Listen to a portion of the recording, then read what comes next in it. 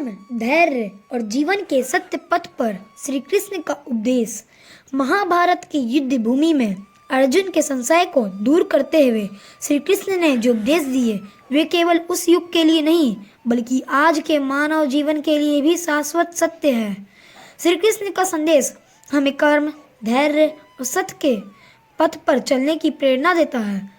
श्री कृष्ण कहते हैं कि मनुष्य का अधिकार केवल कर्म करने में है, फल की चिंता में नहीं।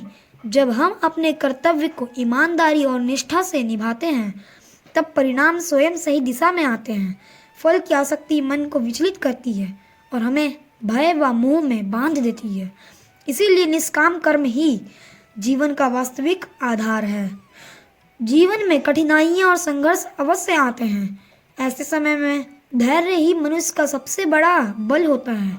श्री कृष्ण सिखाते हैं कि सुख और दुख, लाभ और हानि, जय और पराजय ये सब क्षणिक हैं।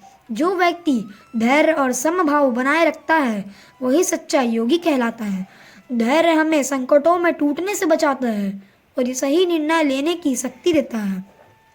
सत्य का पथ सदैव सरल नहीं होता पर वही जीवन को सार्थक बनाता है। श्री कृष्ण अधर्म के विरुद्ध खड़े होने और सत्य के लिए संघर्ष करने का संदेश देते हैं। सत्य के मार्ग पर चलने वाला व्यक्ति कभी अकेला नहीं होता क्योंकि स्वयं परमात्मा उसके साथ होते हैं। अंततः श्री कृष्ण का उपदेश हमें सिखाता है कि निष्काम कर्म करें, धैर्य रखें और सत्य के मार्ग पर अडिग रहें। यही जीवन का वास्तविक धर्म है और यही हमें आत्मिक शांति एवं सफलता की ओर ले जाता है।